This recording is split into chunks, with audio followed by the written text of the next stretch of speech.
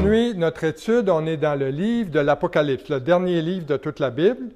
Hein? Donc, je allais dans le tout dernier livre. Je vous ai donné un Nouveau Testament, Valcule, le dernier livre de toute la Bible. Et là, on est au chapitre 6. OK? Dans notre Église, on fait ce qu'on appelle une étude de la parole de Dieu qui est systématique. Donc, on étudie livre par livre dans la Bible, chapitre par chapitre et verset par verset. C'est comme ça qu'on apprend à connaître le Seigneur, c'est comme ça qu'on apprend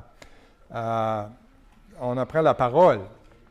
Et donc, tout le monde est là. Chapitre 6. Et aujourd'hui, on va étudier les versets 9 à 17. Donc, alors qu'on poursuit notre étude du chapitre 6 aujourd'hui, ce que je vais faire, je vais revenir un petit peu en arrière, OK, pour vous mettre en contexte. Qu'est-ce que j'ai enseigné dans les dernières semaines. Et entre autres, au chapitre 5, lorsqu'on a entrepris le chapitre 5, tout d'abord, pour ceux qui n'étaient pas nous au début, le livre de l'Apocalypse, ça s'appelle en anglais « The Revelation ». Ça veut dire, c'est la révélation de Jésus-Christ, de sa personne. Il se révèle dans ce livre-là. Il révèle les événements à venir. Et lorsqu'on était au chapitre 5, ce que Jésus a fait, il a pris un livre qui était scellé de 7 sceaux de la main de son Père. Et en prenant ce livre-là, donc ce livre-là, c'est le titre de propriété de toute la terre. Et Jésus était le seul digne de prendre le livre et d'ouvrir les sceaux. Il n'y en a pas d'autre que lui. Et ces sceaux-là, ce sont des sceaux de jugement, OK, pour les habitants de la terre. Et Jésus, au chapitre 5, dont le nom est l'agneau immolé, il tient ce livre-là dans sa main et au chapitre 6, il les ouvre. Il ouvre ça et là, il commence ce qui s'appelle le processus de reprise de possession de la terre. Ce qu'il faut comprendre, c'est que la terre sur laquelle on vit présentement, elle a été cédée à l'ennemi qui est Satan, dans Genèse chapitre 3, dans le tout premier livre de la Bible. Donc, ça n'a pas pris de temps que l'ennemi de Dieu s'est emparé de la création et qu'il domine maintenant sur la création de Dieu, que Dieu avait confiée à l'homme. Dieu, tout d'abord, a créé l'univers, a créé la terre, et il avait donné la domination de sa création à l'homme. Mais l'homme l'a perdu aux mains de son ennemi, qui est le prince de la puissance de l'air, qui est aussi le père du mensonge, le père du meurtre, le destructeur, qui est aussi l'ennemi de nos âmes, qui est Satan. Et depuis ce jour, en Genèse 3, c'est Satan qui en fin de compte, est au contrôle de ce qui se passe sur cette terre, sous la permission de Dieu. Dieu, lui, permet ces choses-là. Mais c'était l'homme, originellement, qui était supposé de dominer sur la terre et de la création. Mais l'homme n'a plus ce pouvoir-là depuis tout ce temps-là. Et là, ce qu'on voit au chapitre 6 de l'Apocalypse, là, ça marque l'arrivée de la période où Jésus va reprendre le titre de propriété de la terre et va chasser le mauvais locataire de cette terre. Il s'apprête à chasser Satan. Et il va frapper la terre de 3 séries de jugements, de 7 jugements, qui sont premièrement les sceaux, dans lesquels on étudie présentement, les trompettes et les coupes. Ça va s'étendre sur une période de 7 ans. Et Jésus appelle cette période-là les derniers jours dans l'Évangile de Matthieu, chapitres 24 et 25. Et dans l'Ancien Testament, cette période-là de 7 ans est appelée la 70e semaine du prophète Daniel. Elle est aussi appelée par un autre prophète, le prophète Jérémie, au chapitre 30, verset 7, le temps d'angoisse de Jacob. Et aujourd'hui, on va terminer le chapitre 6 des versets, à partir du verset 9 jusqu'à la fin, le verset 17. Et avant d'ouvrir la parole, On va prier ensemble. Seigneur notre Dieu, on vient à tes pieds et on te prie, Seigneur, que tu puisses ouvrir nos cœurs aujourd'hui, que tu puisses calmer nos esprits et que tu t'adresses à nous aujourd'hui. Ta parole, elle est inspirée, elle est glorieuse, Seigneur, et tu peux parler à chacun de nous par ce livre-là que tu nous as laissé, par cette parole-là qui est vivante encore pour nous aujourd'hui et qui contient toute ta sagesse, Seigneur, et toute ta connaissance. Alors, ouvre nos cœurs aujourd'hui, ouvre nos esprits et parle-nous, Jésus. En ton nom, on te prie. Amen. Alors, si vous voulez, on va tourner au verset 9. Verset 9. Et on va lire les 3 premiers versets. Donc, il dit ceci. « Quand il ouvrit le 5e sceau, je vis sous l'autel les âmes de ceux qui avaient été immolés à cause de la parole de Dieu et à cause du témoignage qu'ils avaient rendu.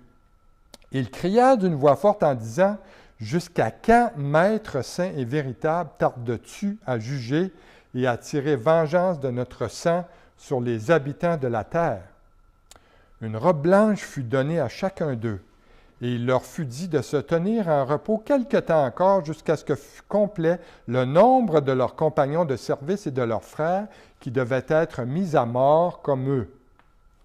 On va arrêter là pour l'instant. Lorsque Jean a décrit l'ouverture des 4 premiers sceaux, au début du chapitre 6, vous vous rappelez, ces 4 premiers sceaux-là étaient représentés par quoi? Par 4 cavaliers qui viennent sur 4 chevaux. Un cheval blanc, il y a un cheval roux, un cheval noir et aussi un cheval pâle. Et ces 4 cavaliers-là ont amené des fléaux qui s'abattent sur la terre.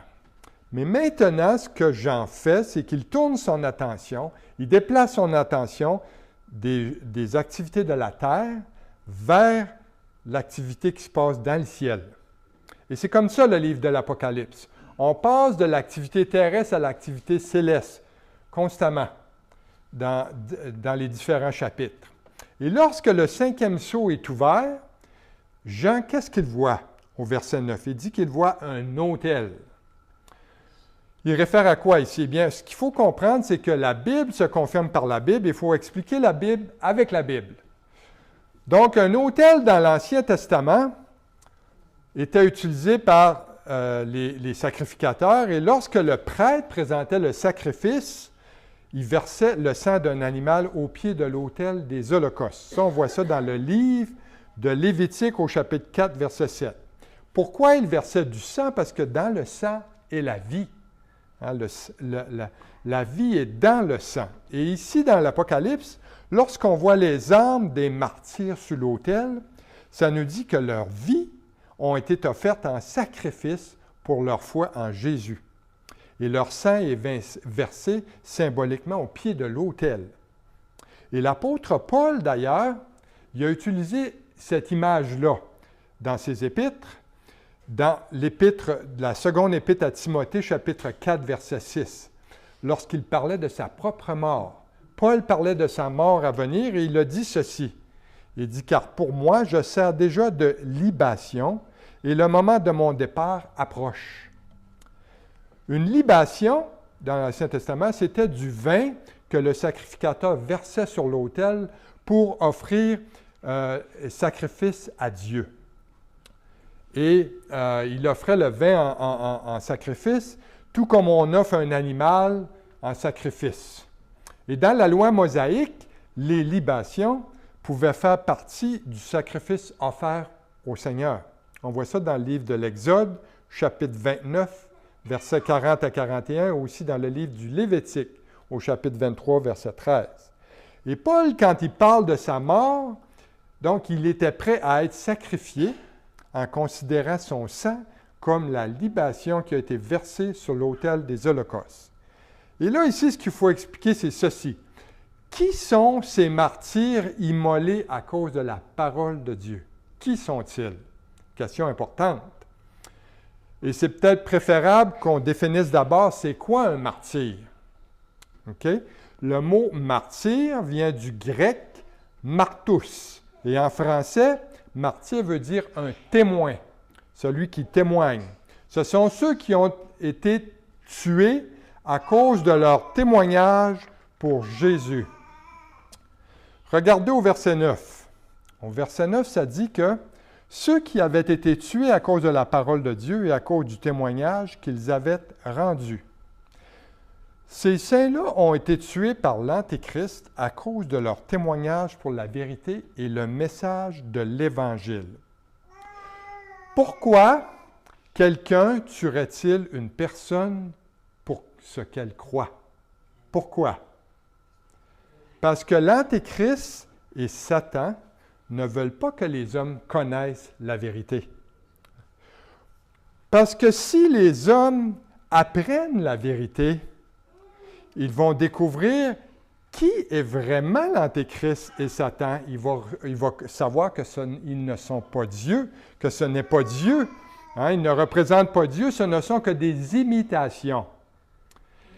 Et ils conduisent les gens en enfer. Et Satan et ses serviteurs connaissent seulement du succès à une seule condition dans le monde en général. C'est seulement lorsque la vérité n'est pas connue. C'est pourquoi l'ennemi veut toujours cacher la vérité. On voit ça de plus en plus aujourd'hui dans notre société. Et ça s'appelle la censure. On veut cacher et supprimer la vérité aux gens afin de les tenir dans l'ignorance. Pourquoi? Pour mieux les contrôler. Parce que si une personne elle est ignorante, elle va se soumettre à ce qu'on lui dit, sans toutefois rechercher d'une façon personnelle la vérité. Mais Paul dit que Dieu, il prend note de ces choses-là. Dieu prend note de ça.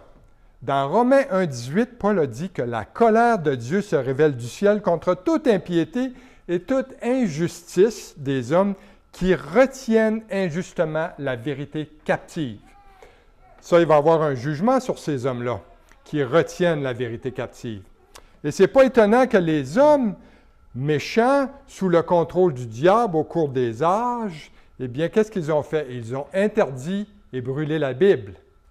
Et moi, je viens d'un passé religieux très strict, et les quelques générations avant moi, je me faisais dire des choses, des témoignages de gens qui me disaient, moi, ma religion, lorsque le prêtre venait chez nous, il prenait les Bibles, il les sortait de la maison, il disait qu'on était trop ignorants pour comprendre ça, qu'on était trop innocents, qu'on était des idiots, parce qu'on ne pouvait pas comprendre, et que seulement lui pouvait comprendre ces choses-là, alors que lui-même ne lisait même pas. Moi, je me souviens, quand j'étais petit gars, le curé de la paroisse, il avait une Bible ouverte, elle était toujours ouverte à la même page.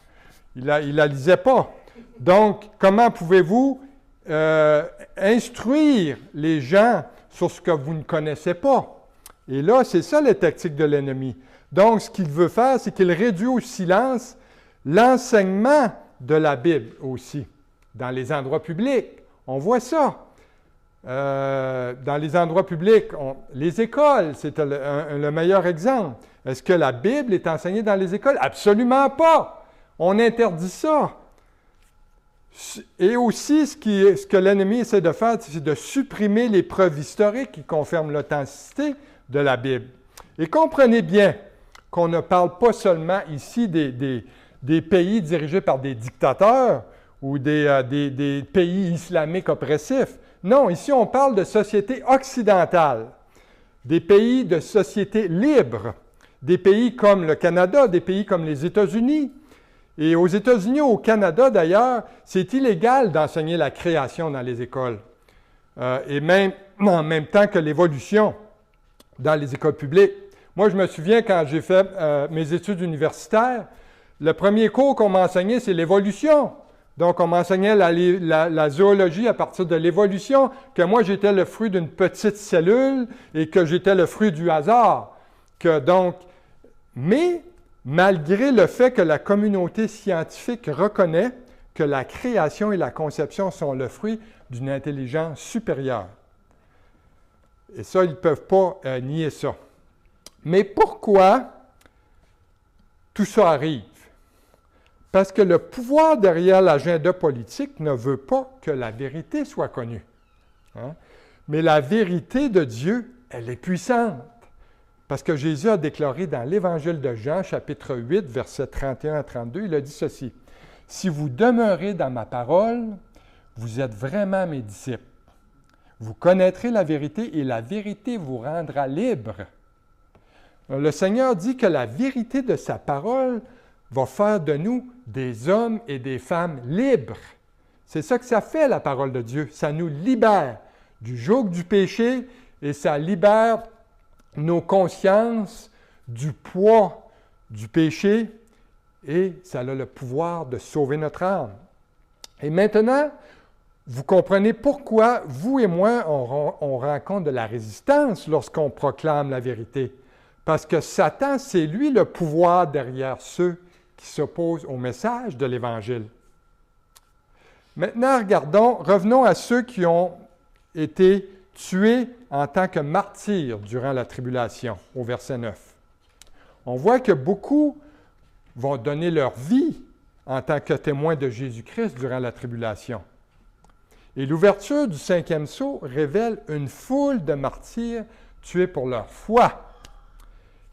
Et personne ne devient martyr en mourant de vieillesse. Ces martyrs-là ne sont pas non plus ceux de l'Église, qui est déjà au ciel lorsque Jésus ouvre le premier sceau.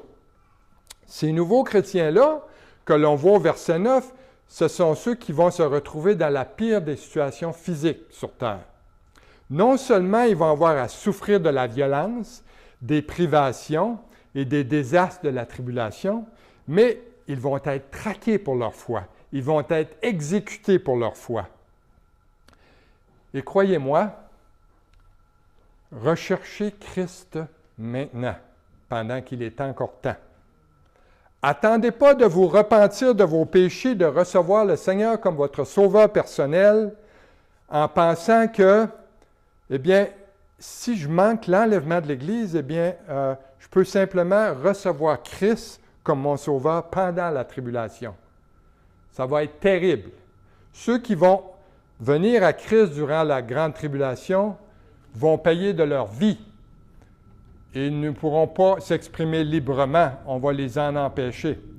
On voit aussi que ces martyrs provenant de la grande tribulation sont différents des autres martyrs de l'histoire. En regardant au verset 10. Regardez au verset 10, il dit « Ils crièrent d'une voix forte en disant « Jusqu'à quand, Maître saint et véritable, tardes-tu à juger et à tirer vengeance de notre sang sur les habitants de la terre? » Ce qui veut dire que les meurtriers responsables de la mort de ces croyants sont encore vivants sur la terre pendant la tribulation. Ils sont là présents. Donc, ils ne sont pas des générations passées, ils sont là. Et le cri du peuple de Dieu, ça a toujours été, comme le dit le psaume 94, 3. « Jusqu'à quand les méchants, ô Éternel, jusqu'à quand les méchants triompheront-ils? » Ceci nous rappelle qu'on vit actuellement sous l'ère de la grâce, où Dieu n'apporte pas de jugement immédiat sur le péché. Je me souviens, dans le passé, il y a une actrice américaine qui s'appelle Shirley MacLaine. C'est une adepte du Nouvel Âge. Et un jour, elle s'est déclarée lui-même, elle a dit, dans son extase nouvel-âgiste, « Je suis Dieu. » Et Dieu ne l'a pas carbonisé sur le coup en disant, « OK, tu n'es pas Dieu, je vais te le montrer. » Non, elle est encore vivante aujourd'hui, elle est rendue, je pense, à 90 ans. Pour montrer qu'on est sous l'ère de la grâce. Dieu ne nous prend pas au mot lorsqu'on dit des choses comme ça. Parce que Dieu est gracieux, il attend. Mais on voit qu'à l'occasion, dans la parole de Dieu, Dieu juge de façon soudaine et directe. Et ça, on voit ça avec le roi Hérode dans le livre des Actes au chapitre 12, versets 21-23. Il est écrit « Le jour fixé, Hérode, habillé de sa tenue royale, était assis sur son trône et leur adressait publiquement un discours. Et le peuple s'écria, « Ah, c'est la voix d'un Dieu et non d'un être humain. » Un ange du Seigneur le frappa immédiatement parce qu'il n'avait pas donné gloire à Dieu. Il mourut rongé par des vers. Mais pour la grande majorité des péchés commis, Dieu, dans sa patience et sa bonté, il n'exerce pas de jugement immédiat sur les pécheurs. Les méchants d'aujourd'hui, comme au temps du roi David aujourd'hui, qu'est-ce qu'ils font? Eh bien, ils rient de ça. Ils se moquent. Psaume 94, 7 dit, et ils disent, l'Éternel ne regarde pas, le Dieu de Jacob ne fait pas attention. Mais ce qu'ils ne comprennent pas, malheureusement, c'est que Dieu y a un plan et que l'ère de sa grâce a une fin. Et à ce moment-là, Dieu va apporter son jugement soudain et complet sur ceux qui ont refusé le don de sa grâce en Jésus-Christ.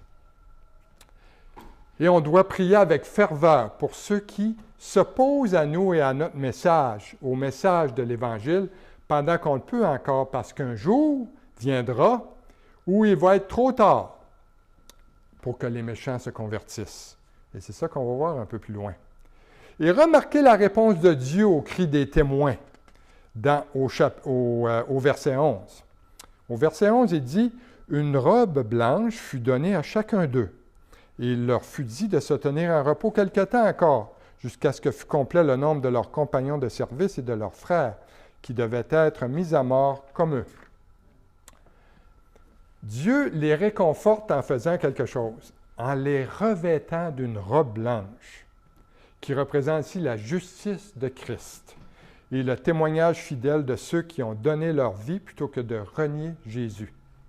Il leur dit d'attendre que le nombre de ceux qui doivent mourir pour Jésus soit complet. Et le mot « complet » ici révèle que même lors de la mort d'un enfant de Dieu, le Seigneur est au contrôle. Le Seigneur, il a un plan qu'il est en train de mettre à exécution. Et rappelez-vous toujours ceci.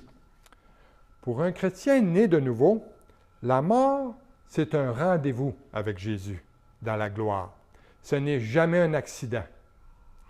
D'ailleurs, pasteur Chuck Smith, le fondateur du mouvement Calvary Chapel, il a dit ça à quelques reprises et ça m'a toujours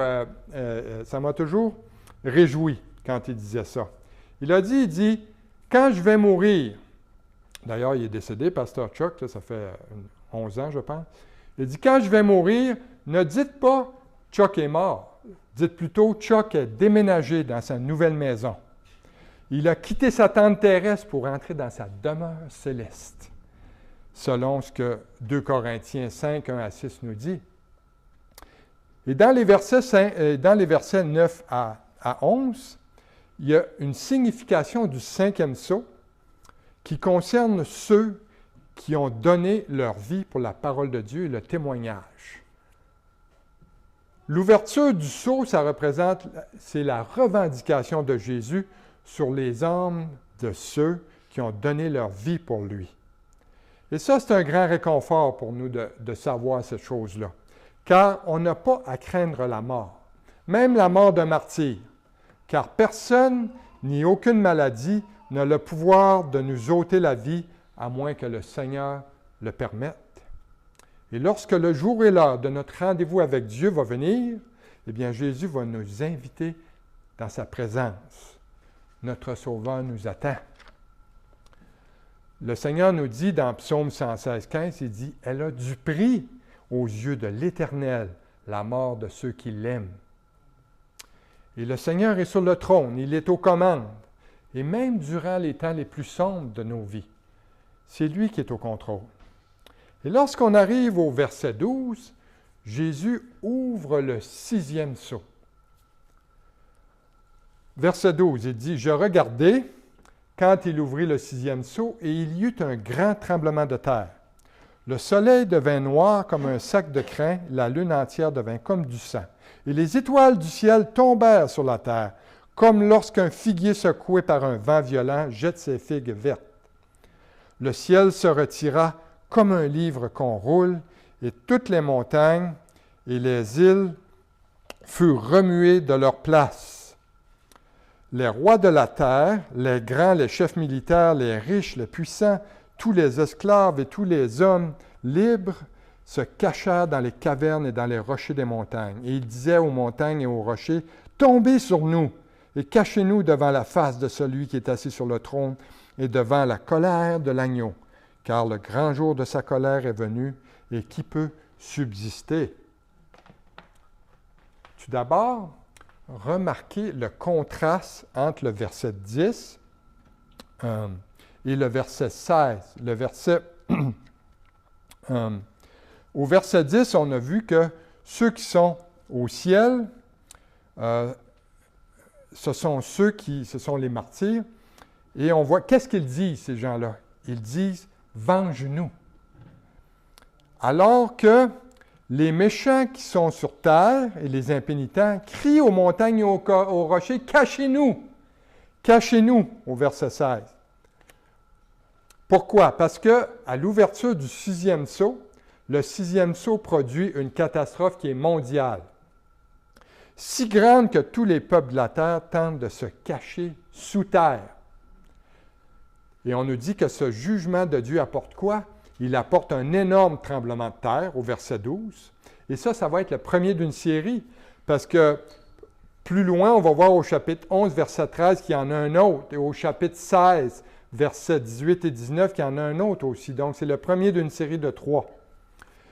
Et le soleil s'obscurcit et devint noir, au verset 12. La lune devint rouge comme du sang, au verset 12. Les étoiles tombent sur terre, au verset 13. Et le ciel se retire, au verset 14. Les montagnes et les îles disparaissent, au verset 14. Et bien que tout cela puisse sembler inimaginable, pour être possible, eh bien, la description que j'en donne ici correspond exactement aux prédictions que le prophète Joël et Ésaïe donnent sur la fin des temps. Selon Joël, chapitre 2, versets 30-31 et chapitre 3, verset 15, et aussi Ésaïe, chapitre 13, versets 9 et 10, chapitre 34, versets 2 et 4. On n'a pas le temps de tout lire ces choses-là, mais je vous donne les références. Et ceci soulève une question intéressante. Les événements décrits par Jean doivent-ils être compris de façon littérale ou symbolique? Parce qu'il y a beaucoup de gens qui disent que le livre de l'Apocalypse est un livre que de symboles. Donc, tout ce qui est écrit là, c'est symbolique. Est-ce que les événements que Jean parle ici, est-ce qu'elles sont réelles? Est-ce qu'ils sont réels ou ils sont spirituels? Certaines personnes spiritualisent ce passage-là et disent que chacune des catastrophes naturelles mentionnées ici sont symboliques de bouleversements sociaux, de bouleversements politiques, plutôt que d'être des événements physiques. Mais cependant, ça n'expliquerait pas la réaction des gens qui sont sur terre au verset 16 et qui essaient de se cacher de la face de Dieu et de la colère de l'agneau. Et Jean n'emploie pas non plus le mot « comme » pour décrire les événements comme dans une métaphore.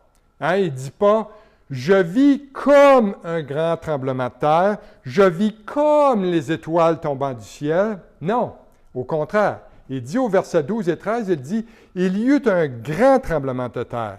Le soleil devint noir comme un sac de crin, la lune entière devint rouge devint comme du sang, et les étoiles du ciel tombèrent sur la terre. » Eh bien, savez-vous qu'il y a des événements similaires à plus petite échelle qui sont déjà arrivés dans notre histoire, dans une histoire pas si lointaine de nous? Peut-être vous êtes au courant du séisme qu'il y a eu sur la faille de New Madrid aux États-Unis, qui est située dans le sud et dans le Midwest américain. En décembre 1811, ça s'est produit de 1811 à 1812.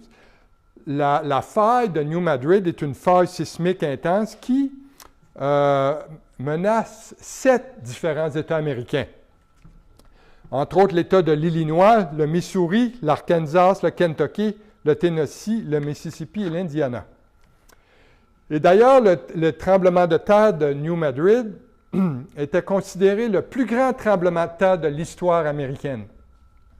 Ce tremblement de terre-là a généré des milliers de répliques qui ont duré plusieurs mois et comprenaient 3 tremblements de terre d'une très forte magnitude, estimés entre 7 et 8.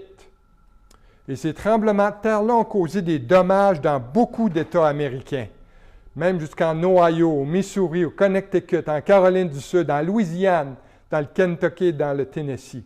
Et les survivants de ce tremblement de terre-là ont raconté ceci. Les tremblements de terre ont provoqué l'ouverture de fissures gigantesques à la surface de la terre. Le sol s'est enroulé comme en vague.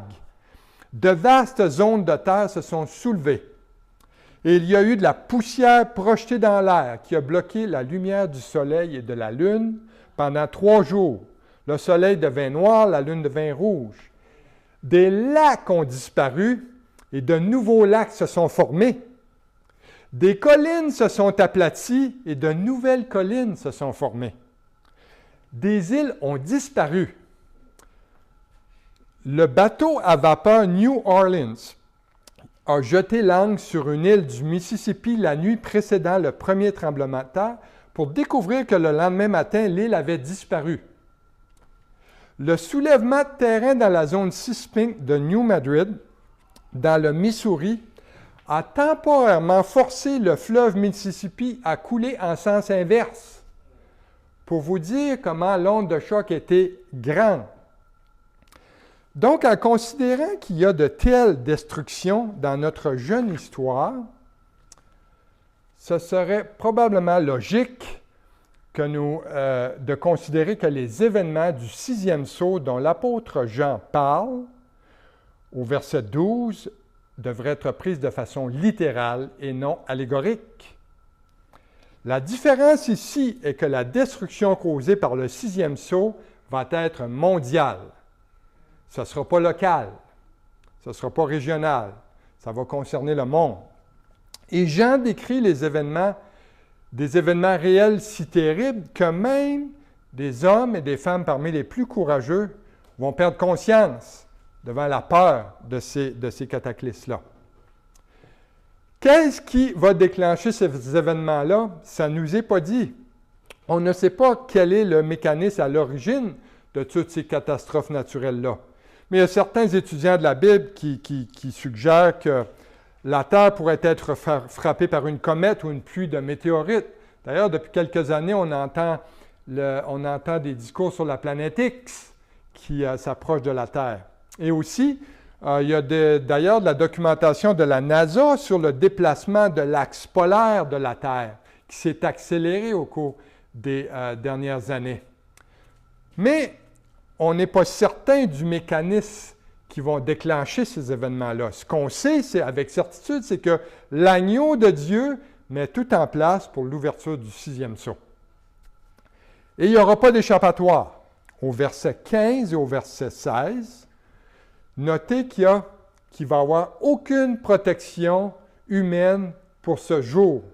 Au verset 15, c'est écrit « Les rois de la terre, les grands, les chefs militaires, les riches, les puissants, tous les esclaves, tous les hommes libres, se cachèrent dans les cavernes et dans les rochers des montagnes.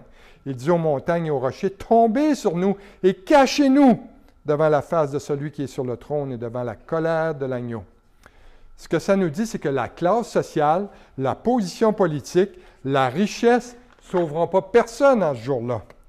Peu importe qui vous êtes, peu importe qui vous pensez être, il n'y aura aucune sécurité sans Jésus-Christ. Et en ce jour, le bien immobilier le plus précieux sur la planète, ça va être une caverne. Ça va être un trou dans la terre. Et sur ça, ce qui est intéressant, c'est qu'il y a des Américains depuis quelques années qui ont commencé à construire des bunkers souterrains. Et d'ailleurs, il y a un promoteur immobilier dans l'État du Kansas qui a transformé un silo de missiles nucléaires en un luxueux condo pour survivre aux événements décrits par Jean dans l'Apocalypse. Le complexe souterrain s'étend sur 185 pieds ou 56 mètres sous terre. Et ce condo de survie-là peut accueillir 75 personnes pendant 5 ans pour les protéger des menaces nucléaires, chimiques et biologiques. Ces condos-là contiennent des jacuzzis, un gymnase, bibliothèque, des champs de tir et une piscine. Ce qu'il faut savoir, c'est que les missiles utilisés par les États-Unis, les missiles Atlas F dans le passé, furent les premiers missiles balistiques intercontinentaux qui est armés d'une ogive thermonucléaire, qui ont été déployés par les Américains, mais qui ont été mis hors service dans les années 60 ont été remplacés par des missiles plus puissants et plus rapides. Et ce qui reste maintenant, ce sont les silos qui contenaient les missiles. Donc, on a détruit les missiles, mais on a conservé les voûtes, les silos. Et ce sont ça qui transforment en condos. Donc, mais vous savez, il y a plusieurs endroits aux États-Unis maintenant disponibles pour les riches dans des endroits souterrains comme ça. On construit des bunkers comme ça. Il y en a plus. C'est juste un exemple, ça. Et regardez ici dans notre texte, quelle est la réponse du monde quand ces choses-là vont arriver. Ce qui est vraiment intéressant, c'est la réaction des gens sur la terre, au verset 15 et au verset 16. Au lieu de se soumettre à Dieu et de se repentir, ces gens-là, ils reconnaissent que c'est la colère de Dieu, c'est la colère de l'agneau qui produit ce jugement-là. Ce qu'ils font, c'est qu'ils cherchent à se cacher. Ils se cachent dans les cavernes, dans les rochers des montagnes, et disent aux montagnes, tombez sur nous, cachez-nous de la colère de Dieu.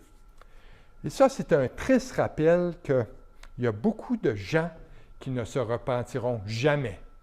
Jamais. Même si ça signifie souffrir sous la colère de Dieu. Et en termes d'application, là, la triste réalité, c'est que les gens qui rejettent et résistent à l'amour de Dieu et à sa grâce maintenant, ne se repentiront pas plus face à la colère de Dieu. Hein, il y a des gens aujourd'hui qui sont tellement aveuglés par leur propre orgueil, comme ça va être dans le temps de la grande tribulation. Donc, ils sont comme Pharaon.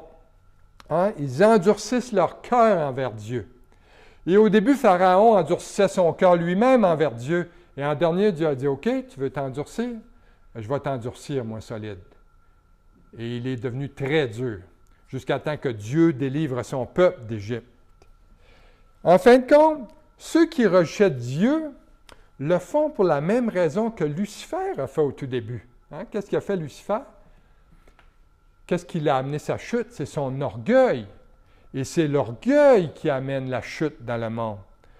Qu'est-ce qui empêche une personne de se repentir? C'est l'orgueil, parce qu'elle refuse de s'humilier devant Dieu.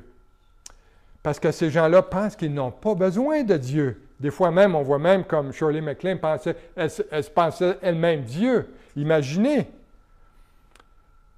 Donc, le message ici, c'est « méfions-nous d'avoir un cœur endurci. Hein? » Oublions jamais l'exemple de Judas. Judas était un des 12 disciples, un des 12 apôtres, qui a vécu 3 ans avec Jésus, vécu 3 ans avec le Seigneur. Et il a vu et il a pratiqué les mêmes miracles que les 11 autres apôtres. Il était dans la barque lorsque Jésus a marché sur l'eau et que Pierre est allé le rejoindre. Judas était là, il a été témoin de ça. Judas a distribué des poissons et des pains lorsque Jésus a multiplié les pains et les poissons pour les 4000 personnes, les 4000 hommes, et après les 5000 hommes, il en a multiplié 2 fois. Il était probablement une vingtaine de mille parce qu'il y avait des femmes, il y avait des enfants, ces hommes-là. Donc, et aussi, Judas est sorti avec les 11 lorsque Jésus a dit « Allez », il leur a donné le pouvoir de guérir les malades et de chasser les démons. Judas était là. Judas aussi a vu Lazare sortir du tombeau lorsque Jésus l'a ressuscité d'entre les morts. Et pourtant, Judas a trahi Jésus. Pour rien d'autre que de l'argent de poche, hein, pour une poignée de monnaie. Gardez vos cœurs, parce que, vous savez, chanter des louanges à Dieu ou écouter l'enseignement de la parole, ou même faire partie d'une église et servir d'un ministère, eh bien, si vous ne naissez jamais de nouveau, tout ça ne sert à rien. On peut avoir un cœur endurci par le péché, même en faisant toutes ces choses-là. On a vu le parfait exemple de Judas. Et si c'est votre cas, Dieu vous dit aujourd'hui, repentez-vous. Repentez-vous aujourd'hui. Et c'est Dieu qui a le pouvoir de changer vos cœurs. Hein, dans Ézéchiel, chapitre 36, verset 26, Ézéchiel dit, Ézéchiel a écrit sous l'inspiration du Saint-Esprit, il a dit, « Je vous donnerai un cœur nouveau et je mettrai en vous un esprit nouveau. J'ôterai de votre corps le cœur de pierre et je vous donnerai un cœur de chair. » Donc, on constate que les habitants de la terre, durant la grande tribulation, vont refuser de se repentir de leurs péchés. Ils vont choisir plutôt de se cacher de Dieu. Se cacher de quoi? De la colère de l'agneau. Certaines personnes ont de la difficulté avec ça. Beaucoup de personnes ont de la difficulté avec ça, la colère de Dieu, la colère de l'agneau. Ils ont cette image-là de Jésus comme étant l'agneau de Dieu, mais pour déverser sa colère, ça c'est une autre chose. On comprend, les gens aiment beaucoup parler de la miséricorde de Dieu. Ah, Dieu est miséricordieux, il pardonne n'importe quoi. Dieu pardonne, mais Dieu est juste, Dieu est pur, Dieu est saint. Et on comprend que un agneau, être en colère, on peut comprendre que la colère d'un lion, on peut comprendre la colère d'un taureau, on peut comprendre la colère d'un ours, mais la colère d'un agneau, hein? Quand avez-vous déjà été pourchassé dans la rue par un agneau? Hein? Les gens préfèrent penser à Jésus comme étant doux, étant sans défense. On voit comme un petit bébé dans une crèche. Mais on doit se rappeler que Jésus, dans le Nouveau Testament, était celui qui aimait les petits-enfants. Il était entouré des petits-enfants et il les bénissait. Et en même temps, Jésus a chassé les vendeurs du temple. Comment? Avec un fouet. Il s'est fait un fouet et il s'est mis en colère et les a chassés.